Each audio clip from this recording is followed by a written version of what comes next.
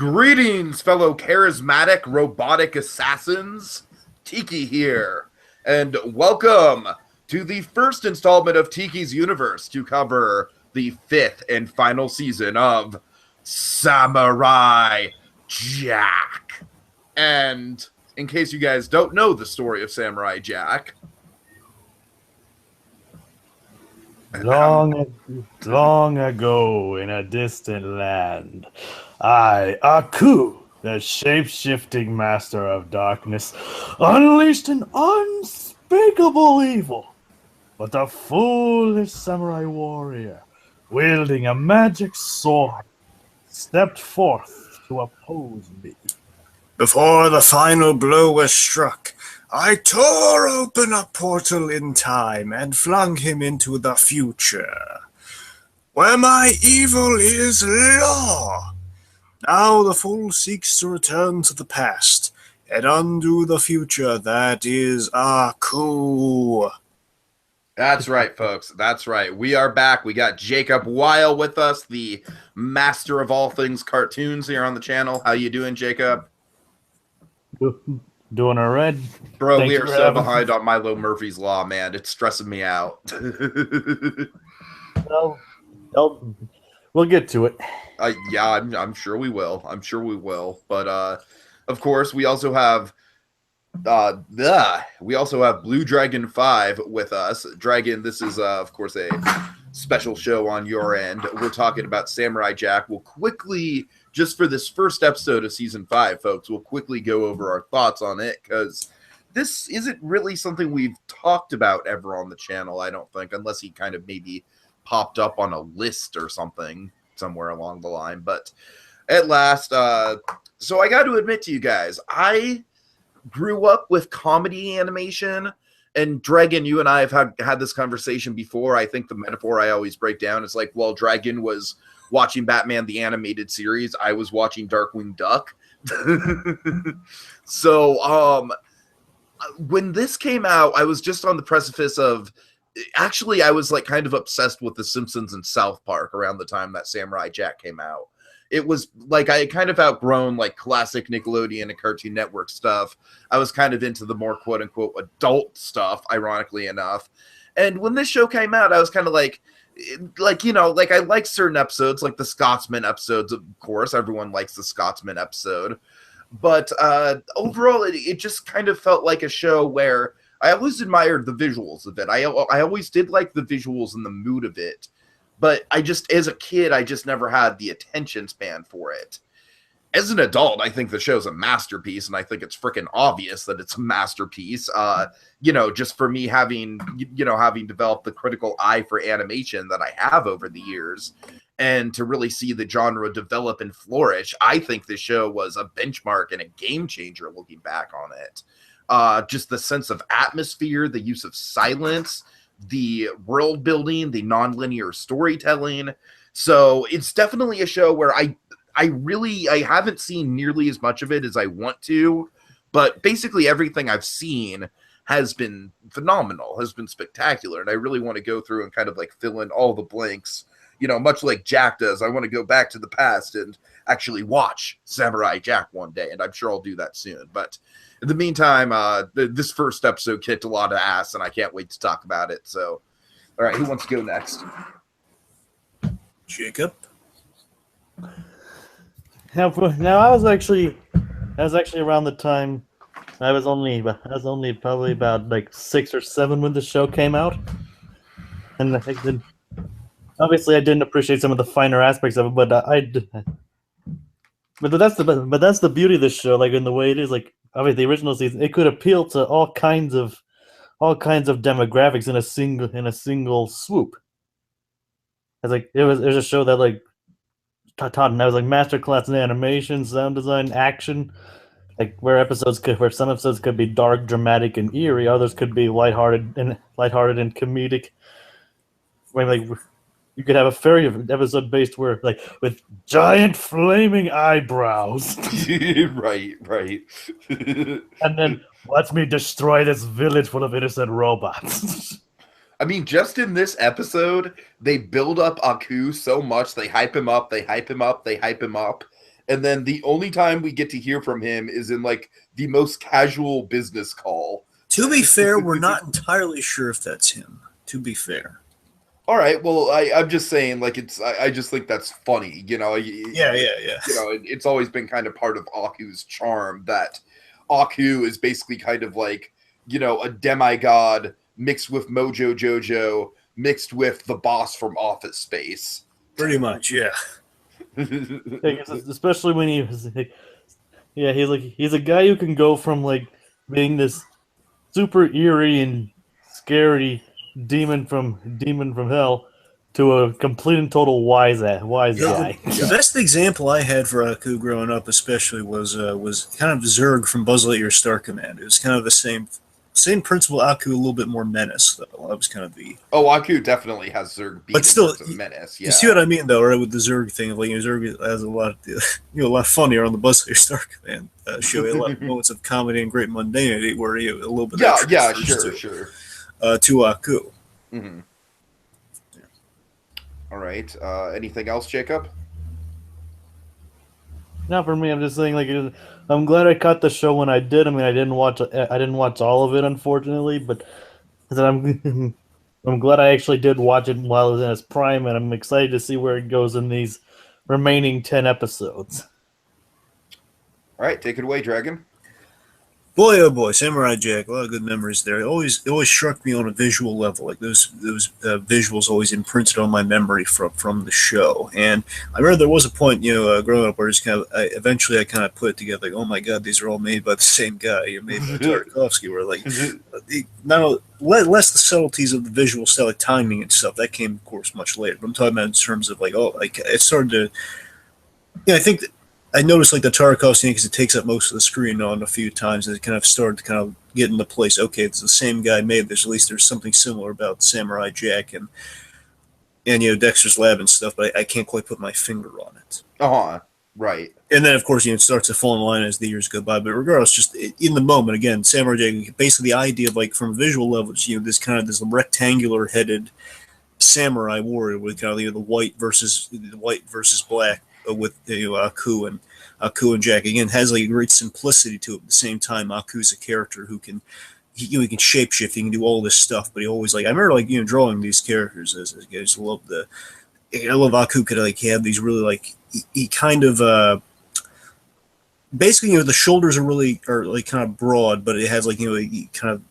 I've always loved Aku's design. Like, even when I wasn't that into the show from a comedic level, Aku just always stood out for sure. It's kind of hard to describe. It's kind of almost he's kind of like two circles, but the space in between two circles that are almost touching. You know what I mean? It's just kind of curved on the sides, but again builds kind of the wide shoulders. He has kind of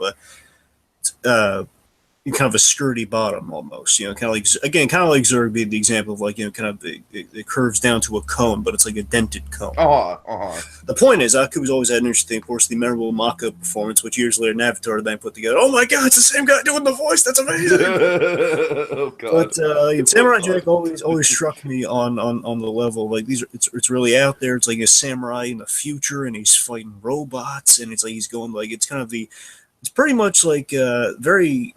The sensibilities of Samurai Jack are very in tune. This might be intentional from Tarkovsky's point or not. Always very sensible, kind of especially nowadays. I think everyone's going to be familiar with this comparison. I finally now have a name for it. It's the Shane thing. It's Samurai Jack's pretty much Shane the series, where the stranger goes to town and he kind of helps out, and then he keeps on going, which is pretty much again my favorite episode. Buzz Lightyear Star Command has that as well. I mean, all the Buzz Lightyear Star Command comparisons, just the Zurg thing kind of stuck in my mind, but it's the same principle. Again, it's kind of the Shane principle of Samurai Jack, and just kind of this. Kind of your Ronin warrior to be in the kind of the man Japanese. With the no name, like the Clint Eastwood. Yeah, but I'm just saying, fitting the Japanese sensibility, the proper term for kind of your Shane type guy, I want to say it's a Ronin.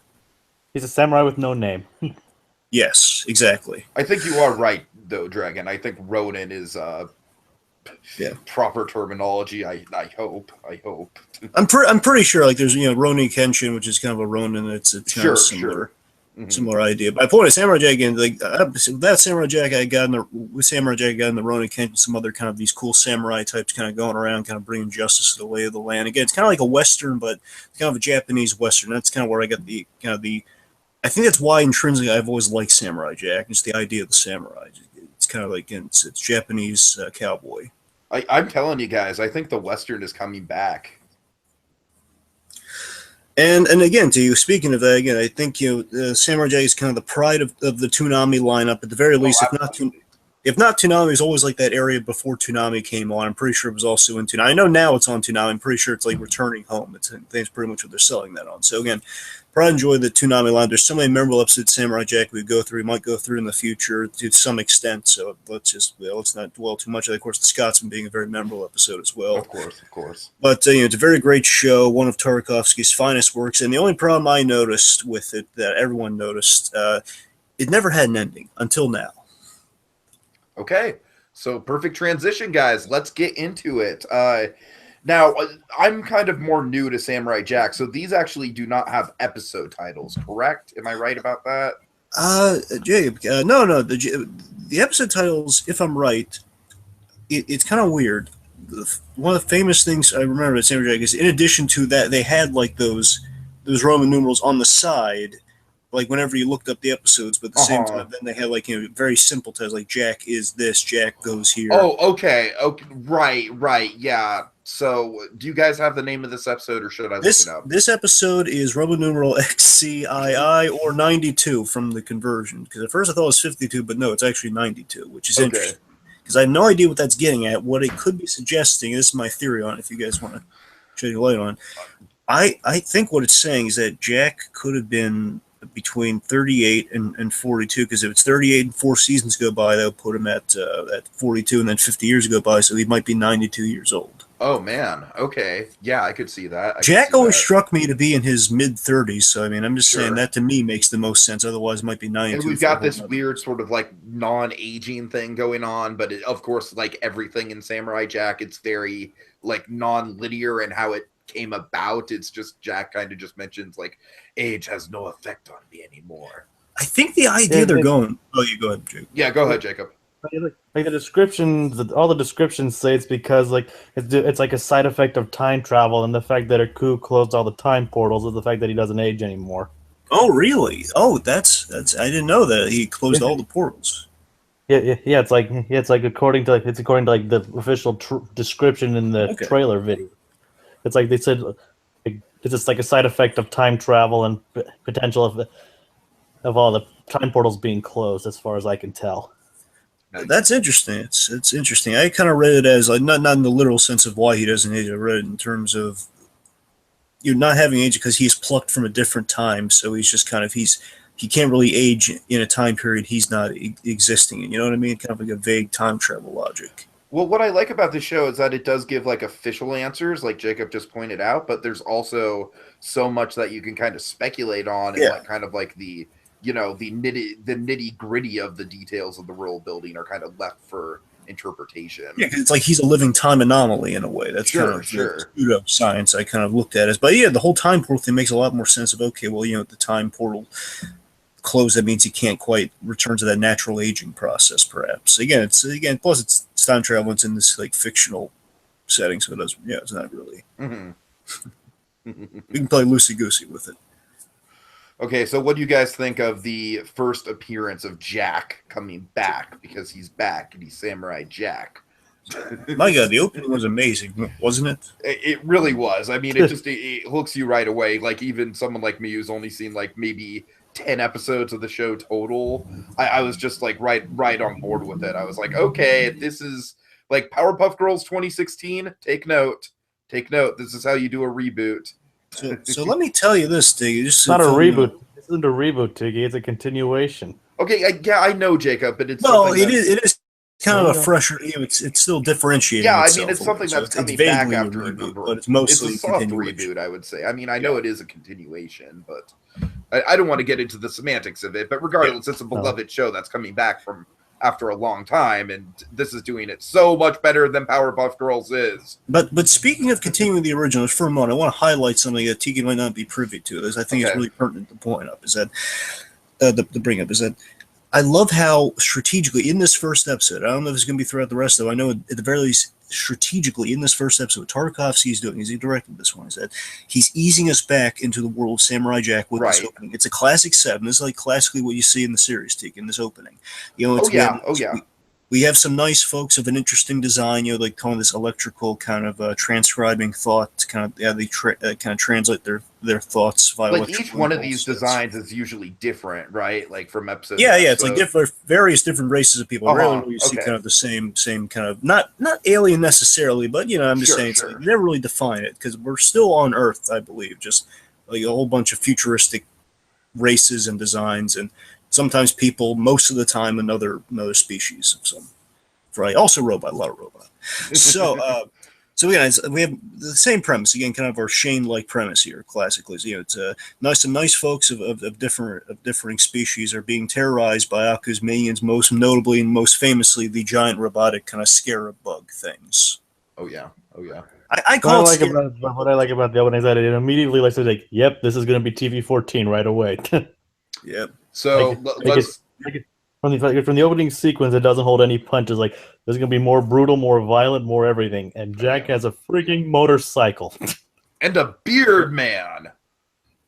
Yeah, and I love the fact. Of course, the trailers kind of ruin this, but it doesn't matter. It's I know. It's still a good reveal, though, in the context of the episode. It's really cool. Now, of course, what I love about Jack's design, I love the fact that he now kind of has samurai armor because we've never seen it, except once in the first episode, he had kind of this armor thing going on. But we see him actually with like legit samurai, futuristic samurai armor, which is awesome. This episode is like Mad Max meets Kubo and the Two Strings. In a way, I kind of see it. Yeah, except it actually tells a story. Yeah. Wait, what? Is that an attack on Mad Max or Kubo and the Two Strings? Kubo. What? Oh, come on. What? Just that. It's a joke, guys. Calm down. Anyway, let's see. What was I getting at? Oh yeah, samurai armor is really, really cool. And the motorcycle thing, it goes to the reveal of like the mask, because like many samurai armors, at least the illustrate like artistically when we tell the story of the samurai, they have they had a mask on, at least kind of shogun-esque mask, because shoguns are the masters of the samurais, if I'm remembering that correctly. The point is like that's why he's wearing that mask, which I read as like a little beard on the mask. It comes at the bottom of like kind of the tiger-looking mask. Is that it? I think it intentionally might look like a hangman's noose because Jack's just kind of checked out almost. Like he just feels so emotionally defeated. I think they might. I'm reading into that. Bear in mind. I'm just saying I kind of read that the color of that thing as like it's a rope under the mask. Sure. It's not actually a rope. I'm just saying it's painted like it could be like a hangman's noose. Maybe it almost looks like a demon in a way. Exactly. Again, they're going for a demon vibe, and that's just kind of like they have Yeah, it's kind of a weird kind of Egyptian Japanese crossover almost. I'm just saying because I'm saying the Egyptian, the pharaohs, the sarcophagus, they have that weird like long blue beard thing at the bottom of the face. Probably. Yeah. Anyway, just saying it looked a little weird cultural crossover, perhaps. Anyway, so again, it's a great reveal as we've said. He's all guns and motorcycles, not a sword among what he's using here. No. So he's got a cool staff, but no sword. Importantly, and we've as Jacob mentioned, we're kind of going. Usually, we're kind of going somewhat of the TV-14 direction before, and the classic rules of television are you can do any violent thing you want with a robot. That's fine. And again, we're still easy. We haven't gotten the blood until the very end. We don't see a drop of blood spilled. Mm-hmm. And in Samurai Jack, he got scratched, and you saw like again, scratching blood is the only thing you saw. Like blood never dripped. That's the rule of Samurai Jack. That was the kids' rule. That was kind of the compromise they struck. You could be scratched, and he had like red scratch marks on him. Never blood. Now we're gonna have blood in the series, but we're still easing into that. We don't get blood to the very end because going forward, that's where we're getting darker and darker as it's going forward here. But again, I like how they are upgrading the gore though, so it's not just gonna be the standard kind of like him slashing open these bugs and like oil comes out because oil was right. And I told you, Tiki, that's why Iron Man 2 is in direct reference to Samurai Jack when they're killing all the hammer drones. So that's why they're bleeding oil. It's in direct reference to Samurai Jack. But yeah, I love the intestinal wire thing. It was really, really weird. Like, oh god, that's a new level. We haven't seen that before. No, and it just it ups both the violence and kind of like the artistry of the show up because it's a new level of detail. Go ahead, robotically visceral. Yeah, totally. Something I read into, especially on the rewatch, is that I love that our victims, again, this little family here, it's being tortured, that's being terrorized by these bugs. I think they represent us, the audience, reacting to Jack coming back. I could see that. Yeah, because this show is known to kind of take like interpretive, like pop culture stuff like that, like fourth wall breaky kind of stuff. Yeah, that's a good Like call. it's like Jack question mark. Yeah, right. Yeah, and like the little like icky sign of like, ugh. Again, kind of also transcribing emojis in a way. So like that could be like an ew of like, oh, the gore, or also an ew of like, oh god, I hope this is better than Powerpuff Girls. so the last bit I want to comment on with the opening notes, you guys got anything else? Is that well, hold on, one thing. Oh sure, please. Oh, I mean, I don't have much to say about that except I just want like a poster of just this image, and it's just a glorious, like the first action pose that we get to see Jack in the season, and it's just amazing and kinetic and super well timed. All right, that's all I got. Yeah, so what's interesting too with that, Tiki, is that we're getting a lot of they're working in the humor, not so much throughout, but we're working it in certain sections because I think they're kind of knowing going into this episode kind of builds to the humor. Yeah, you see it's funny because Samurai Jack, the humor was just kind of sprinkled throughout, but here I think what they're doing is like they're going to tell a predominantly serious season, but they're going to work in humor when they can. So I feel like I don't know. It's going to be interesting going forward to see how they do it, because this one seems like all the humor's up front, and of course during our big action set piece. But again, our B story is entirely serious. Mm-hmm. Sure. Let's see. I'm just saying something to keep note of. But let me. Of course, I think it's a great bit, and I think it's a telling bit. Of course, I love Jack saving people. It's always great. But awesome, Jack saving the people at the end. But it usually, the way the story goes down is that, again, very Shane-like. He saves the folks from their trouble, and then he'll have to face it again later on because he sticks around in town. He rests up. Right, sure. And he kind of gets close to him. We get to see Jack interaction with these folks. He kind of learns something from. That's usually the by the numbers way it goes. But in this case, again, this is kind of taking us into our new story here. And I think it's why it's such a great opening. At the end of this, Jack, he just he rode through. He saved these folks, but he didn't stick around. He just drove off. And it's like saying Jack is very serious and obsessed with his mission. It's just there's no time to kind of pal around with our guys these days. He's got to he's super focused on the journey after 50 years. So 50 years of failure, he wants to get it right. And then we get into the new intro, which is really well done. I loved seeing the whole I've got to get back to the past Samurai Jack, but done in like a super serious, somber way. Yeah. Gone are the days of the catchy, upbeat theme songs. Like, I gotta get back. Samurai Jack. Yeah. Of course, we have some beautiful exposition. Gone are the days of the upbeat Will.i.am theme song. God. But Do you know if he wrote that song, or did he just? Yeah, he probably wrote that song. Yep, he actually sang that. Oh, that's cool. I didn't know I knew he's involved in music. Okay, it makes it. It's great. It's awesome. If you notice, it's actually still using the end credits, which was a nice touch. I know. Oh, I lost my mind when that happened. Because like, yes, they even brought that back. Yeah, they brought it back. They're giving back. So, speaking, this is interesting. I really love the. We had some exposition by Jack, and this kind of stuff we need to get, especially in the first episode. But it was done through such beautiful shots, and we got like a little tease of Aku, which I wasn't expecting. Jack in the snow kind of breathes the fog or the cold air. Right. And we see like the little little homage to the old school Aku. And again, we're very sparse in Aku, and I think that might be for a few reasons, which I'll get into later. Okay. No, I definitely think that just kind of is meant to symbolize that Aku obviously is like at the forefront of his mind and still haunts him, and we're gonna get more into how he's haunted by his past. Yeah, he's everywhere, basically. Yes. And of course, we have the past, present, future shot from the trailer, which looks amazing. Still, the hair, the wind blowing through the hair, because he doesn't do the hair up in the bun anymore. And we're going to see there's more of a reason for it now, but even then, he was going down the path of again, I don't have time to be the honorable samurai anymore. Right. Okay, so oh boy, let's I love the talk way I love about the trees. I love the way the trees are. I love the way the trees are painted in those scenes, though. yes. Jack silhouetted looks great in all those shots.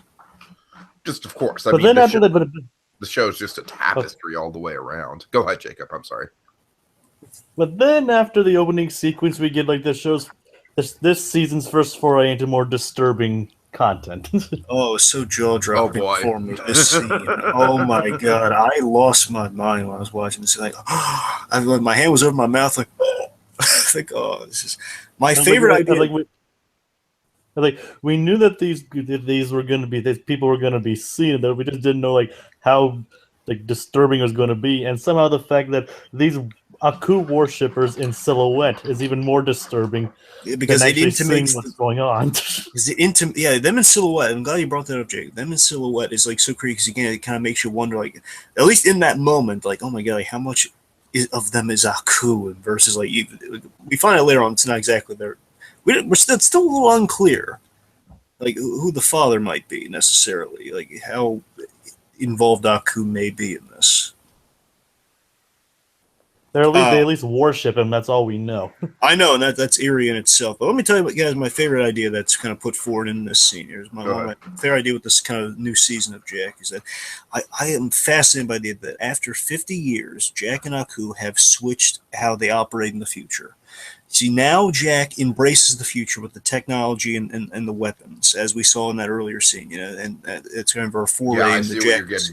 And Aku in this scene, again, just the statue imagery, and that statue, and we'll get to those Aku in one hot second, but again, with Aku, the idea that Aku has reverted to the past with this very cult-like worship and statue, again, very kind of classic, like how probably operating like, I don't want, like he's very, very concentrated on preserving his legacy more than anything else. Exactly. Again, because Aku was living up in the future when we check in with him and Jack. Aku literally did like a product placement. Like, in the first episode, Jack a billboard of Aku like plug-in soda or something, like, drink Aku-Aid or something. It's like literally Aku drinking a soda in like a billboard or something. Like, Aku's all over the place, and he's embraced the future like crazy. He's like on a phone ordering a Hitman like a pizza. It's hilarious. You got to see it, but it's thick. Yeah.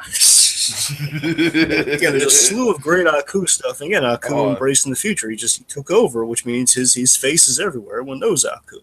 Right. But again, like the fact that he's like now is more subtle, and he's, well, not, I shouldn't say so, but he's more like kind of tuned in with kind of where Aku came from in the first place, which is kind of this ancient feudal Japan-esque era. Sorry. So guys, I love these. That statue to me said it all. I was like going, oh my god, it's the perfect juxtaposition from what we saw with Jack to where we're checking in with Aku. Absolutely. And so speaking of just where we're checking in with Aku, let's talk about the creepy Daughters of Aku's sequence. So again, it's jaw-droppingly twisted. I question how much visually, like I said, it's just a tapestry. It just works with your imagination. And like I said, it's the effect of the silhouette, and the silhouette has on you. Like, so like, yes. Yeah, it's like these 7 daughters are being born before statue of Aku in silhouette. It's like, damn. It just it also kind of leaves like the goriness up to the imagination, which I think in a way kind of makes it even more disturbing. Because at first I was wondering, oh my god, are they born like all black? Go ahead, Jacob. Is it if the first scene didn't get the TV-14 rating, this part certainly did. Yeah, absolutely. Oh, it was mind-bending, because again, we have the wonderful, one of my favorites, Grey DeLisle Griffin. Of course. As the leader, as kind of our most verbalized. I knew you'd love that, Dragon. But also, it's like, not only that, she's given birth in the beginning. It's like she's the one, I love the one that leads him is the one that birthed all these daughters. I think it's so twisted. Again, like, and not only this, I caught this in the rewatch, not only are these kids, not only simultaneously, the septuple, it's like, 7 girls born. They're all, not only, like, 7 girls are born and raised to kill Jack in the name of Aku, but not only that, they're all like placed on the altar on the statue, like in Aku's palms. It's like some sort of like twisted like Lion King birthing ceremony. Yeah, and again, just initially, I'm still partial. It's their symbolic statue of them being daughters of Aku. Yes. Like, oh god, it's so. again, so to me, that was much more dark because the other stuff's just kind of true to form with Samurai Jack. Only now it's a little bit more different with like kind of how he's it's like guns and motorcycles. This one truly was like really dark and like now we're getting next level again. They're ushering us to the tone of the new season with this B story, I think. But then if you think that scene is dark, I mean the next scene with Jack just goes off the scale. It does, and again, I think it's like Jack's playing catch up almost to this in a way, but in a weird way, they're actually. But the twisted thing is they're actually playing catch up to Jack in this story, quite literally. So, one more thing I want to notice again, just again, the question how much Aku's involved, regardless. It's the fact that these people are all this is done in devotion to Aku, in this decade is just it's so chilling. Mm-hmm. Again, like whether it's like these are like Aku's actually fathered these children, or if it's just again all of this done in Aku's name. Regardless, it's an eerie thought, but it's something that maybe they'll mention going forward. But if not, it doesn't matter. It's creepy daughters of Aku. As you mentioned, it's creepy enough that people actually are willing to worship Aku. Yeah. Because again, Aku essentially was he was kind of the head honcho in the future, but now he's just kind of like he's ascended to God status. He's ascended to like they're doing. Oh, Jacob, do you remember the episode where? That's actually a good point because, like, in a lot of like in the previous series, like he was always just seen like, oh, he's not like a god; he's just like he's just like the ruler of Earth and things like that. No, these people actually see him as like a god. Yeah, absolutely. Yeah, like you remember the play episode where that kid was like, I don't like being Aku in this play. No one liked Jack. They're doing plays about Jack and Aku's struggle, and like I think I actually do remember that episode. That's one of the few I did see. And like Aku gets to see the kid, and he feels sympathy for the kid. Like, oh, why is this poor kid, just being picked on? It just makes him hate Jack even more. Just remember that episode. My God. Anyway, let's not get too off track. But speaking of, so again, Points Daughters of Aku was a big memorable scene from this episode, indeed. So again, moving forward to the really other. Sorry, the big question I got to mention, before is like, do you think? Just to continue with Jackson again, if he's venturing forward, he's on the motorcycle, and it made me wonder on the rewatch, like how much do portions of Jack's adventure, him traveling in this scene, take place over like maybe like a decade or a few years to basically match up with like as the girls are kind of aging. So you got to wonder like, are they? Oh, that's a good detail I didn't even consider. See, here's the thing.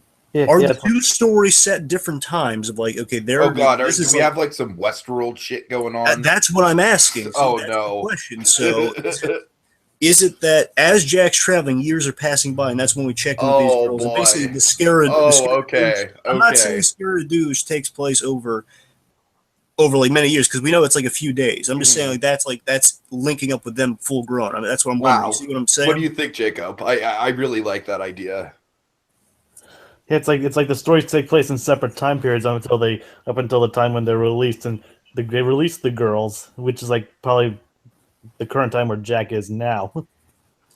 And that's fair, but I'm just saying the fact that Jack doesn't age, because again, because Jack doesn't age, we don't know. I mean, it could be like they're born while Jack saved that family, and then just Jack did all God knows how many other adventures while they're growing up. He's driving again, and before he sees the village explode, that could all be them being cut into that. Mm-hmm. That is a good point.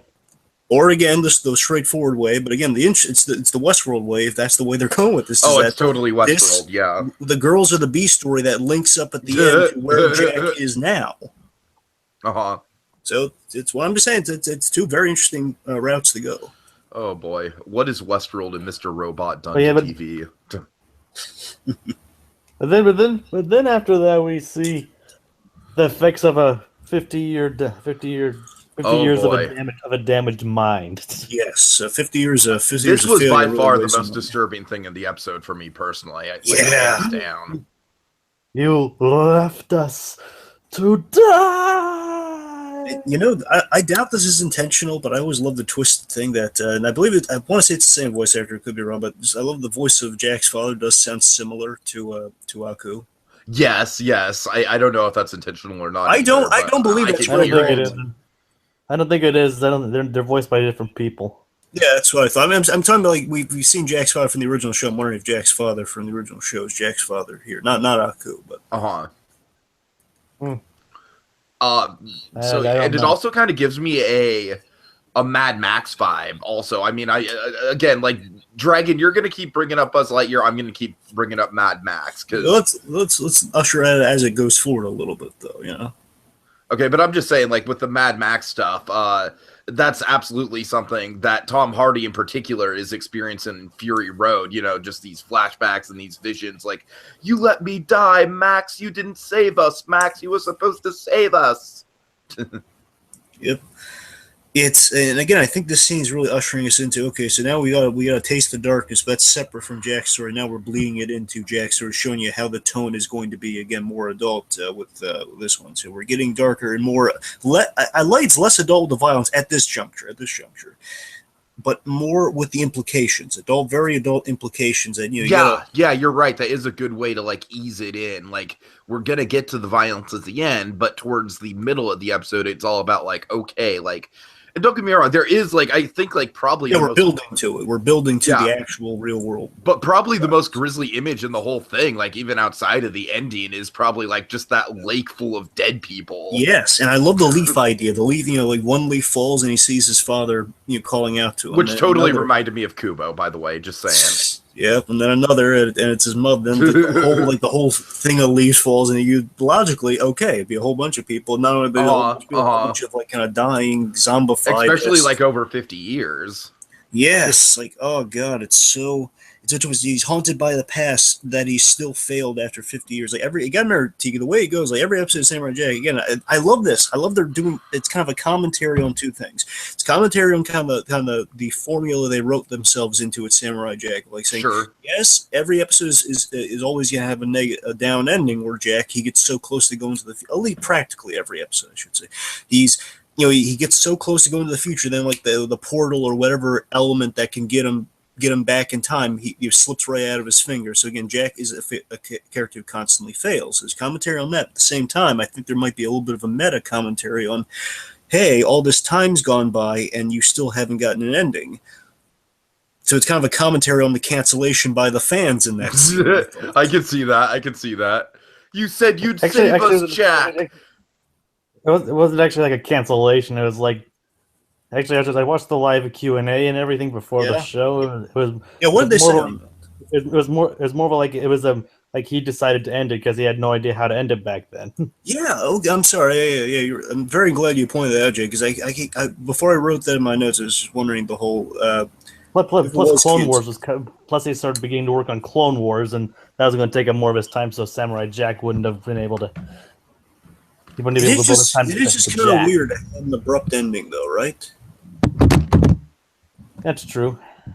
Yeah, I'm just saying, like, if he had the power to end, it's kind of, I didn't know, like, if, like, the network, if he kind of got lost in the shuffle or something, but no, he decided to move on to other things. I mean, I get it. It's a big story to end. I get that. Mm-hmm. And from what I understand, Tarkovsky, the one thing I did hear about, basically before this project came about, there was a whole trying to get Jack made into a movie, like a full-length animated movie to kind of end it.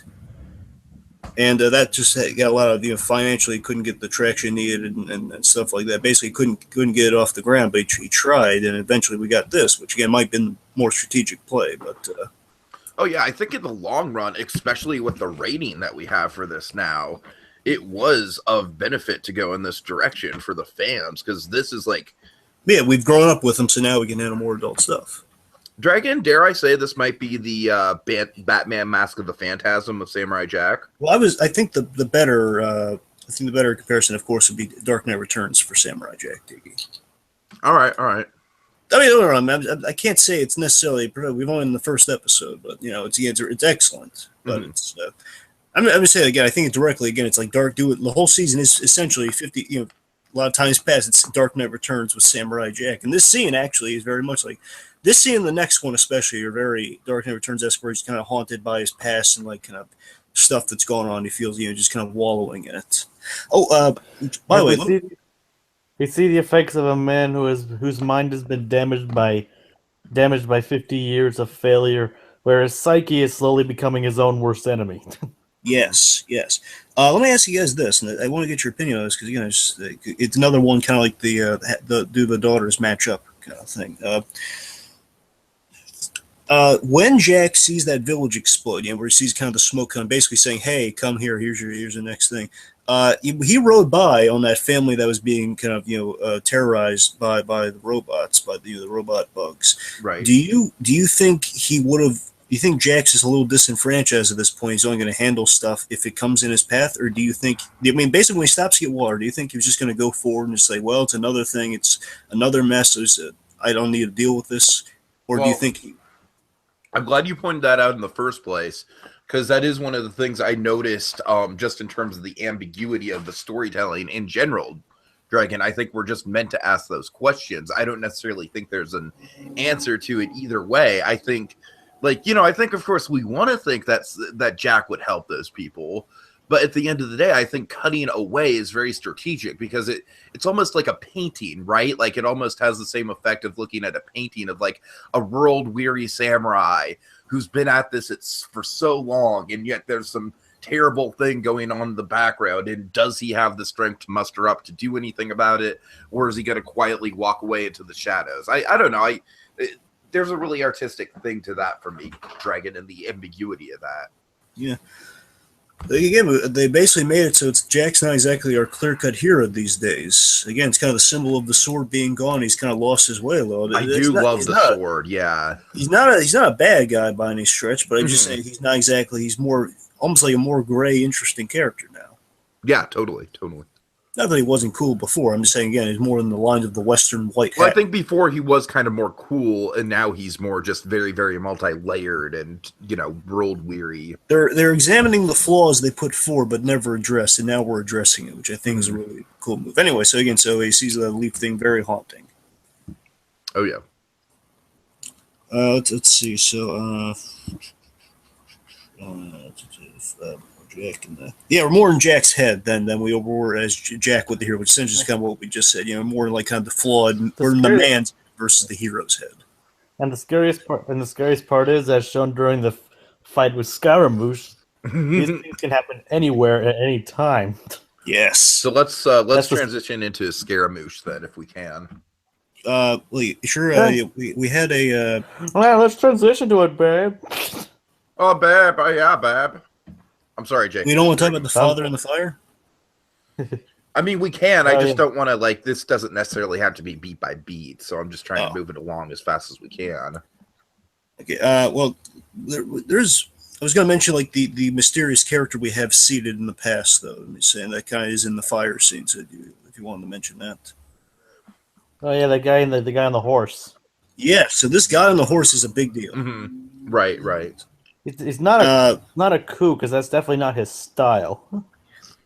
Yes, but at the same time, he is a shapeshifter. I mean, so it's unclear. He's either Aku or it is Aku's his actual top assassin. Like Scaramouche. Think about it.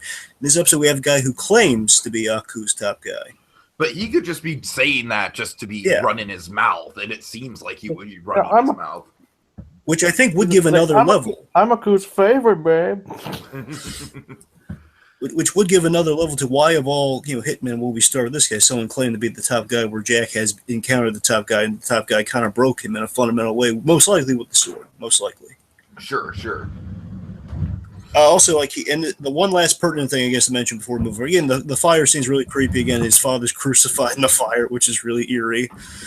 And it's really well directed. The imagery of the crucifixes and the uppercase T's and that, those shapes and the smoke and that and stuff like that. Yeah. You've forgotten your purpose. Oh God. He mentions the way home was destroyed, which definitely confirms what Jacob was saying. So again, more specifically, what we haven't learned in the show yet is that all the portals were closed. But again, the way home is destroyed. That's why Jack he's right now. He really needs to find Aku. And interestingly, as it's kind of mentioned in the other scenes, that Aku's gone off the face of the earth. That's why the followers can't really, no one's really seen the hide nor hair of Aku, and Jack needs to find Aku so Aku can open a portal home. Mm-hmm.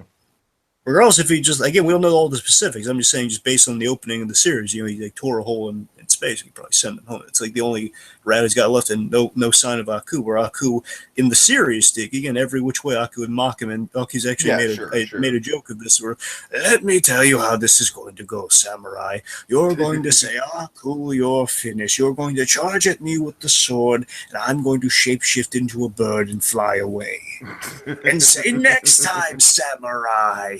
And that's how it's going to go. And that's yeah, you're absolutely right. Like, that's one of the things that does make this, like, even though it's a continuation of the original show, I do think stuff like that does kind of qualify this as a soft reboot, because it very much is taking like the fundamental elements of the show but twisting them on their head, where instead of having Aku as this kind of like almost like evil Bugs Bunny type of character mocking our hero, you know, he's just kind of an idea more than anything else.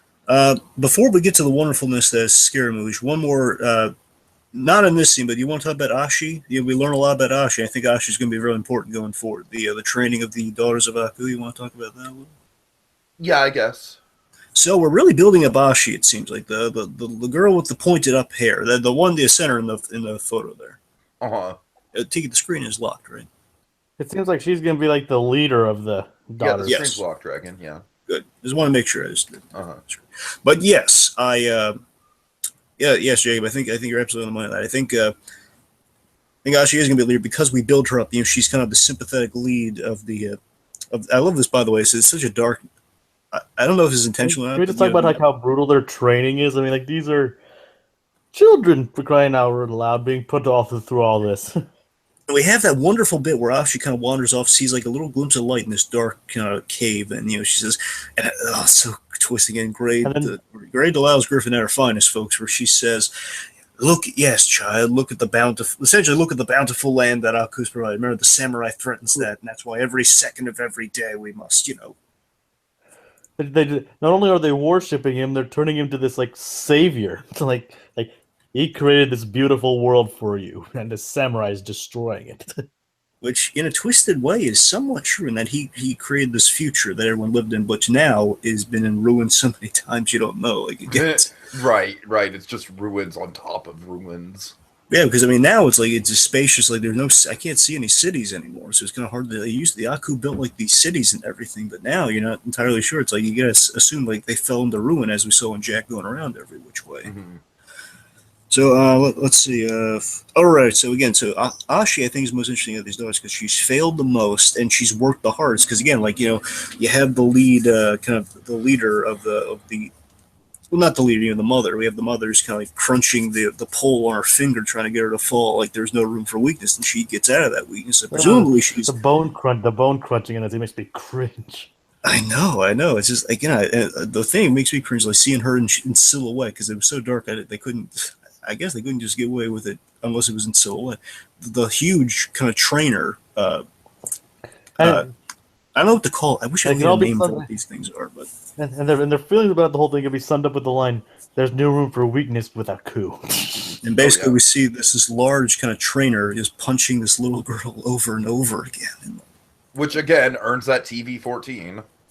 Absolutely, and the main thing I'm really thinking, I just love they're doing an interesting parallel to Jack with Ashi, and I think it's going to pay off tremendously. I'll get to that when we get the spec, but I just love that his delusions. And here's the creepy thing though: we never actually see the High Priestess's face. I know, yeah, that's the creepy thing. Like, it's a High Priestess. Is that an official name for her? Did you just? That's what she's credited as in the credits. Cool. We finally have something to address her by High Priestess. All right, I like it. So, High Priestess of the cult of Aku, essentially. I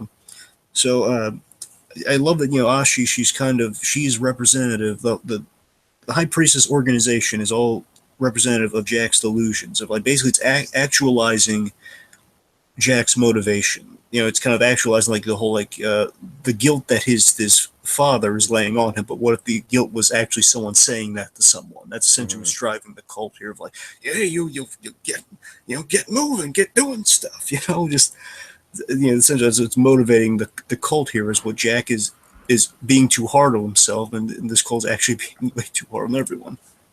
Right. And it's again, it's in this scene. Of course, it was implied that Aku's been gone, and he hopes that I think they hope Jack's death will bring Aku back. I'm convinced that's what they're convinced of. That's why they're really pushing for, let's seek out the samurai and kill him. Because it's not actually confirmed that Aku has anything to do with this. They could just be like crazy worshippers for all we know. Exactly. Like they're just trying to. Basically, it just seems like they're trying to earn his favor or something. Yeah. Which sounds like a little overkill to try to win the Sorry, thumbs guys, up. I don't really have a lot to contribute here because you guys are way more well versed in this mythology than I am. So Tiki, in a way, the girls here, they're trying to get the thumbs up from their poppy, Aku. Okay. In a way. Damn that reference. Okay. So let's talk about the man, the myth, the legend, the cybernetic assassin we all know and love, Scaramouche. Yeah, this. Oh yes, babe. Let's talk about it. Oh yeah. Let's talk about me, babe. All about me. Oh yeah, just how I like it. Cuckoo.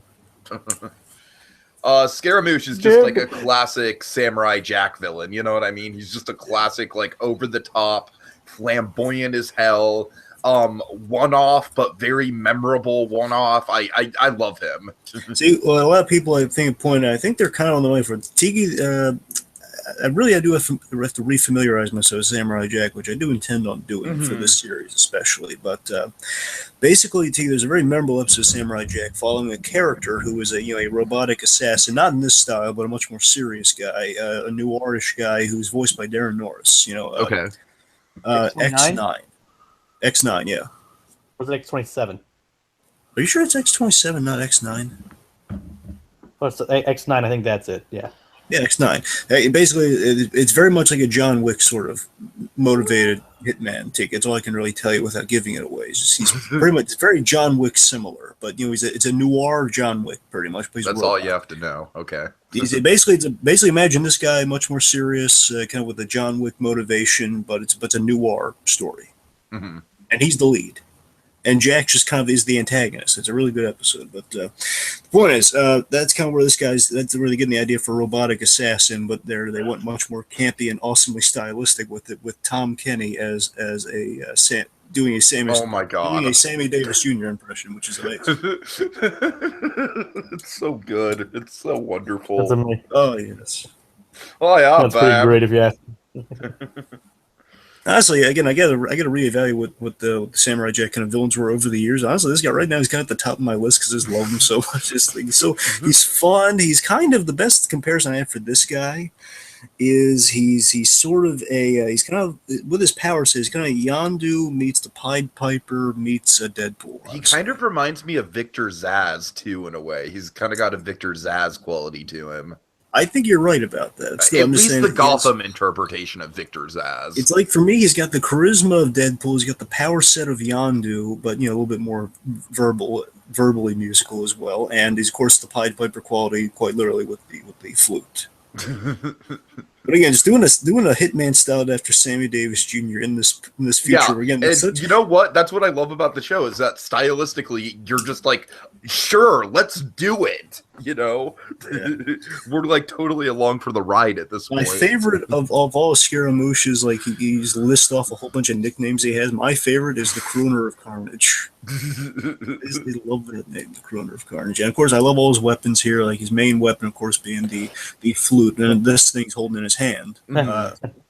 As I explained to Tiki the other day, that this show basically operates on rule of awesome. If it sounds awesome and we can wig it in, let's put it in. Yeah. I love the tuning sword as an idea, and I love even more so Jack takes this weapon at the end, the tuning sword. Basically, you hit it, and then it's like a tuning fork almost. It works on frequency. In this case, it lets out a frequency. So again, I love the pseudo-sounds, I love the gadgetry, I love that sort of stuff. So I love that, and that's something Samurai Jack has had over the years as well. You have not on Jack's end, more on the villain's end. It has like a tuning frequency that will blow up any other metal. Especially the metal that has hit it, and vibrating on frequency so high it will blow up. Which, oh god, But what you just said, Dragon, is that like usually it is from the villain's end, and Jack is kind of like incorporating that into his arsenal slowly but surely. So I think that's definitely an interesting thing to keep track of as we go forward through these episodes. Absolutely, it's a great action scene. Again, Scaramouche, he's very charismatic. He's very, very fun. Like when Jack's freaking out and he's just kind of seeing people during battle, which again is kind of his kryptonite right now. His failure is kind of weighing on him in the midst of battle, which means again his mind's off the ball, which in the past was not the case. He's like fruit kook. The samurai's gone fruit kook cuckoo. Oh God. Cuckoo. Yeah. And I gotta wonder. So, what guys? Let's weigh it on. This is a big question a lot of people are asking, though. You're right. It might be in the ambiguity, but he's calling Aku because he notices Jack doesn't have a sword. Which now, before we get to the phone call, we gotta mention we have a flashback to Jack losing his sword. I think there's a little mystery they're going to be unfolding up until the penultimate. I can see that. Episode. I think it's definitely going to be like a big continuing mystery. We're going to get glimpses like this of Jack's past, see what happened in kind of that fictional, where Samurai Jack season 4 should have ended, most likely. Then maybe he doesn't even get to use his sword until the final episode. That would be kind of cool. That would be cool, because we saw. This is the only bit we've gotten from the past of Jack pre-beard, essentially. Pre-beard Jack, most likely, kind of like your season 4, 4.5 era Jack. It's like he's he's lost the sword down a pit, and there's like a green sword pit, brick well. He just kind of loses it in the middle of the battle. That's all we see. So again, it's really ominous. We're like, oh boy, that's a big detail though, in the fact that he's lost the sword, which again is kind of his identity, which is why he's so off. It really is his identity. Yeah, it used to be in the original show for sure. And Jacob, correct me if I'm wrong. I think that this is probably good to know if I'm okay. right. Is that the father, his sword did belong to his father. And if I'm right, Jack's father kind of imbued the sword with a lot of his soul in a way.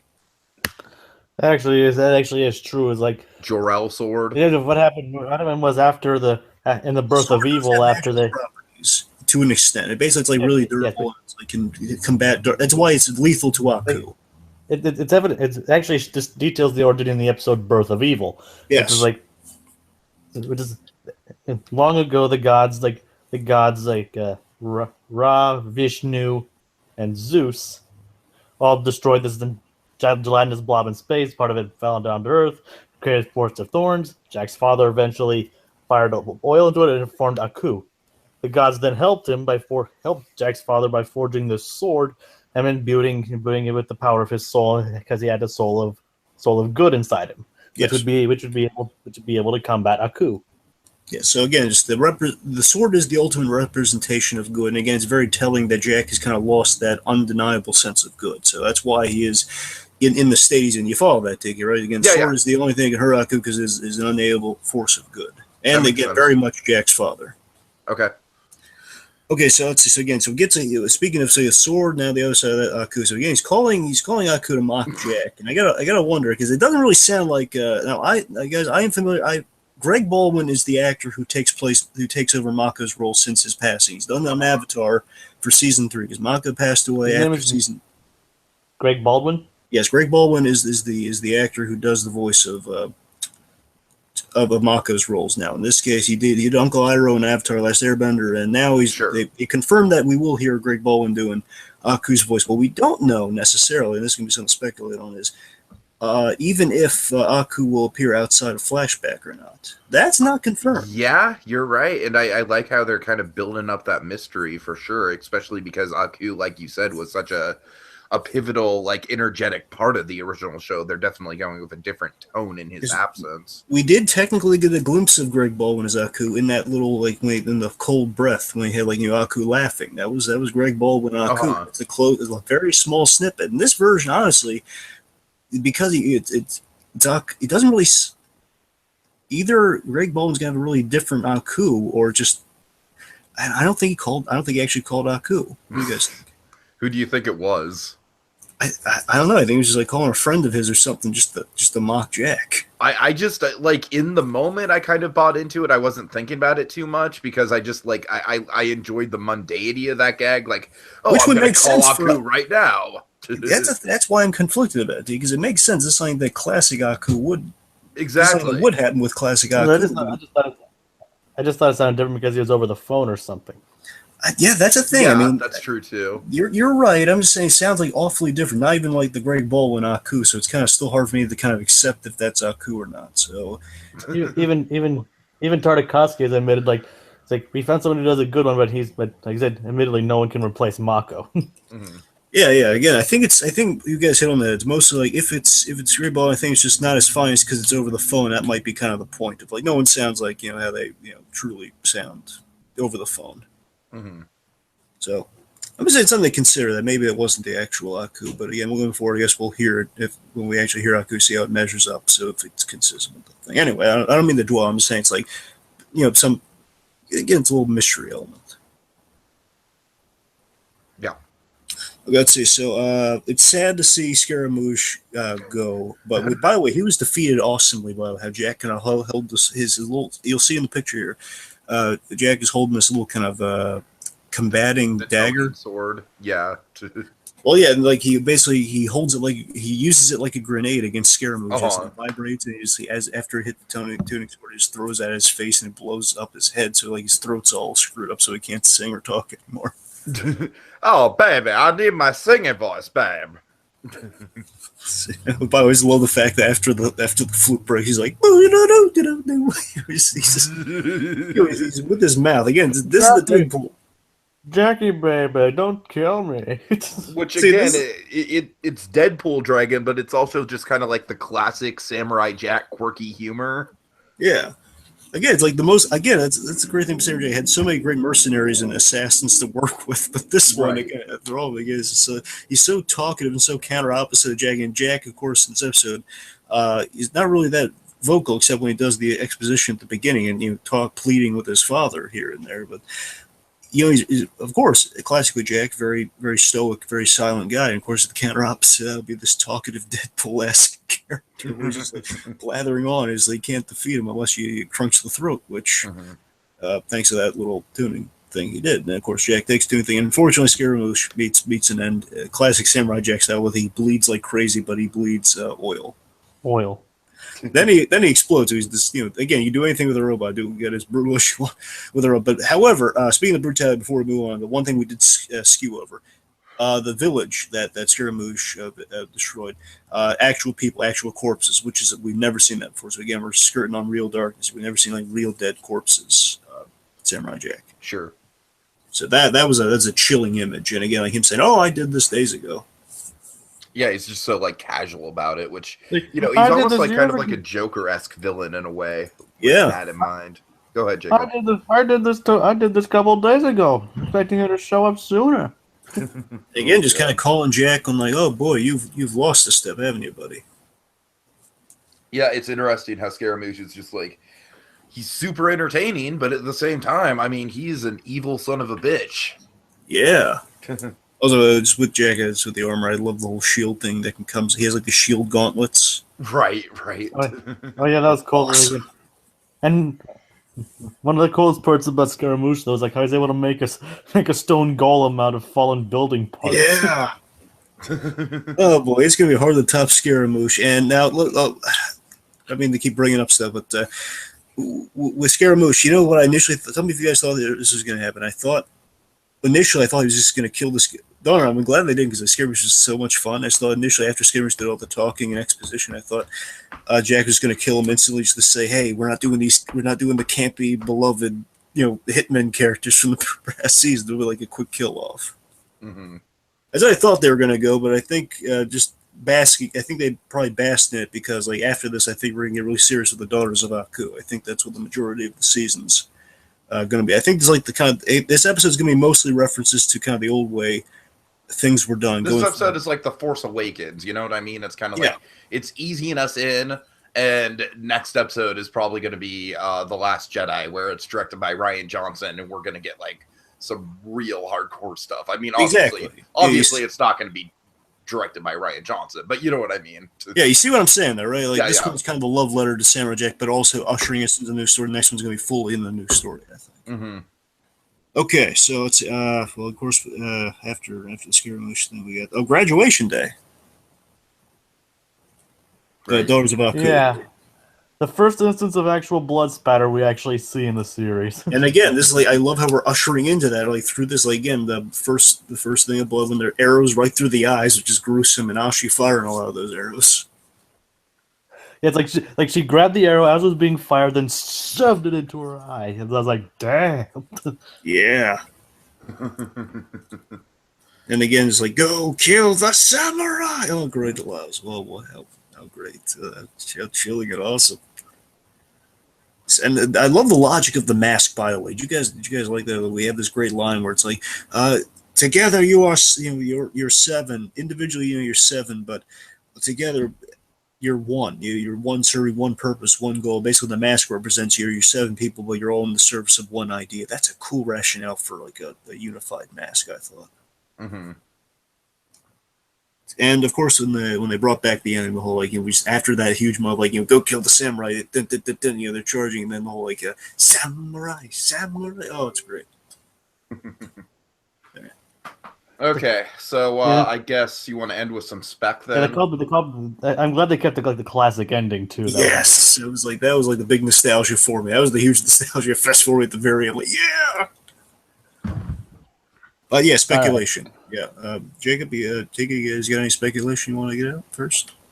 Well, I mean, I think most of my speculation has kind of been already brought up throughout the course of the show. Like, I'm interested in the timelines. I'm definitely interested in how he lost his sword, if he's going to get his sword back. Dragon, I like how you and I are kind of thinking that as time progresses, he'll get more cybernetic, and I love the Aku being in the past, Jack being in the future thing that we're playing on. That's a really good parallel. And the Daughters of Aku, I don't know. I don't really have as much of a read on them as you guys seem to have. To me, they're just kind of like a really cool kind of concept. But, I'm sure it'll pan out in a really interesting way. And, like we said, this is definitely a good step forward. And I'm sure there will be a lot of interesting twists and turns to come. Okay. I mean, from the looks of things, we're probably not going to get as many villains as fabulous as Scaramouche. They can't top me, babe.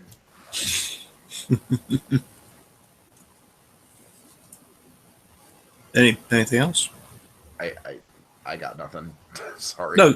Okay. I was asking Jake if he had anything else, but okay. So first and foremost, I hope Aku is actually still around and not kind of a Mandarin-esque, he's been gone or he's been dead. But I do have a theory if they go that route. I'm just saying, part of me really hopes that we actually get Aku. I still want to be around. I hope so too. By all means, I do hope we get him. I mean, as interesting as this direction is, it's And again, the thing fills me with hope is they have a cast. I hope he's more than just a background threat in this season. Right. Well, yeah. I hope Aku at least a couple appearances. I mean, they are kind of going for the Netflix vibe here. We're telling like a really good narrative and we're building it's a good, like a Kingpin-esque reveal for Aku. Who knows? A long time reveal. Mm-hmm. So let's see. Here's something I do know one detail going forward. I don't know when this is going to happen, but they said just in talking about. I read this in an interview somewhere that. Well, with Jack not being a clear-cut hero anymore, he's going to be dealing with some really interesting, dilemmas and stuff. And one of the dilemmas he's going to be facing this season is that, he's going to deal with killing an actual person because Jack's never murdered an actual person. It's always just been bugs and robots and stuff like that. Yeah, robots and everything. So it's always been kind of an easy out. So this season, here's my big theory. So I think, Jackson, we know Jackson will be dealing with the ramifications of killing a person. I think that person's going to be Ashi. Or at least one of the other daughters. No, yeah. I mean, it would make the most sense if it was Yashi, just from a storytelling point of view. Yeah, I mean, you're right, Jay. It could be. From the storytelling standpoint, I think Ashi would be like the last one to die, or no. That's a fair point. That's a fair point. Yeah, you do raise. Considering, I mean, think about it. She's the only one whose name we actually know. Right. Well, that's my point, though. I think that would be like one of those, like, okay, so we know Ashi, we know basically we kind of understand where Ashi's coming from, and then that's like. I think you both could be right. And that'd be the one that Jack kills, like, oh no, Jack, if you only knew the backstory, no. And that would make the Jack killing her make. I'm saying, like, we know at some point, like based on the trailer, they're gonna be unmasked and stuff. I think this one might die in his arms or something. And basically he'll kill her in self-defense, and it'll be like a whole. Like, her unmasked is going to realize, oh my god, again, I think it's a way on the fact that someone we the audience somewhat know, again, kind of the leader of these daughters, and the fact that'll be like I think Ashi's going to be one to say just without dwelling on too much. I have a strong suspicion I see gonna be one because that's the one that's gonna have the most gravity. It'll be like kind of maybe halfway through or something. So going forward, it's just gonna get more and more brutal. Mm-hmm. Okay, let's see. I think we're going to get detail each episode until the final stretch, like maybe final 2 or 3 episodes. Because what is it, only going to be 10 episodes this season, right? Yep. Looks like 10, yeah. It's technically considered to be a limited series. Yes. So because of that, I think we're going to get detail of Jack's past up until, like, for all we know, episode 7 could be like a whole one, like showing the past, and then we intercut with the presents here and there of like what's going on with Jack, perhaps. Mm-hmm. Yeah, basically we get the details of what happened when that he lost the sword and everything, and I think the majority of what that flashback will be, that main flashback of like where it all went off the rails for Jack, is going to be that horse riding warrior. I think, and regardless, I think whenever we see that guy in the past, which I think he's going to be the reason for losing the sword, which is why he's haunting Jack, particularly in the hallucinations. I think this guy is going to be our climax. Maybe, honestly, he could might outdo Aku, possibly. Could be like a Logan style situation at the end there. Quite possibly. And here's what I'm saying. This feeds into my theory if Aku is more of the Mandarin route. Now let's say he's still around though. Let's say he's around, but let's say we do something a little unexpected with Aku. Let's say, what if Aku is what if Aku's sort of an epilogue? What if like he factors into it at the end, but more so, he's been searching for Aku all this time for these 50 years. He's failed so many times getting Aku. It's always been about like he mocks him, gets away again. We've done that rinse and repeat. And this guy, of course, was like the most challenging assassin that really kind of wrecked Jack. And that was like Aku's like last act, gloating over him while this guy was going to town on Jack. Was that he closed all the portals, kind of the ultimate insult to Jack, and like, hey, your little goal, you're never going to achieve it. Let's say years later, the fact that Aku's not around. What if Aku being evil has basically Aku being the big evil pillar, being kind of ascended to this godlike status of being worshipped and everything, being known as this evil entity that brought about this future and just kind of has brought about the world the way it is, and has inspired such evil again, like cult leaders do, and especially with the daughters of Aku and like the high priestess and everything. What if such evil in the world has weakened Aku, and like now it's like there's so much evil to combat because he's a representation of evil. What if there's so much more evil in the world now? He's in such a weakened state. What if it's like a weird thing in the end where he kind of regrets what he's done to Jack? And what if he sends him home as like a peace offering in the end? Works, I guess. Nope, no thoughts. Tiki, hey. I'm honestly kind of exhausted, man. No. Well, I think it's a way it could go. Just the. Man, it's just I couldn't even follow that, man. It was so long-winded. I'm sorry. All right.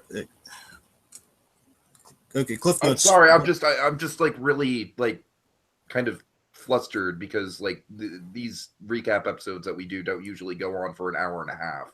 Yeah. Like they don't. They go on for 20 minutes. All right. Let me. All right, my point is, to put pressure on you. It's just like this is like really outside of. Like this is way, way, way past the usual time that we go on these things. Like we're getting way too detailed into this stuff. Way too detailed. I'm sorry. All right. Just. Well, real quick, just point is, what if it didn't end in a fight with Aku? What if it was just sort of like it was like he sent him home because he's in such a weakened state and he can have an introspection. What if he isn't like the godlike being we thought we've been building him to be, essentially? I mean, I hear you. Yeah. Okay, point is, really good episode. Let's get in the final thoughts. Again, excellent episode. So I don't have any final thoughts. Really strong start for the season. Jacob, any final thoughts? None from me. Okay. Dragon, I'm so sorry. I'm just like I don't know. Yeah, final thoughts from me, folks. I mean, I just like in the future. I mean, I guess since this is the first episode, it does kind of tend to run a little long. But man, I'm sorry, Drake. I just was not expecting for this to go on for over an hour. This can't become the norm here. It's too long. It's just way too long. But God, anyways, it is a strong episode. I feel really bad now because I'm hurting Dragon's feelings and I don't know how to go out. So Dragon, help me. Well, remember, don't you want to, tell folks what we're doing next time? Generally, next time. I guess generally next time. The episode the episode titles are like very. Well, I mean, we'll see him next time. Oh, right. Well, next time is going to be episode 93, it looks like. And so, yeah, we'll see you guys next time. On Samurai Jack. Jack. Gotta get back. Back to the past. Samurai Jack. Jack.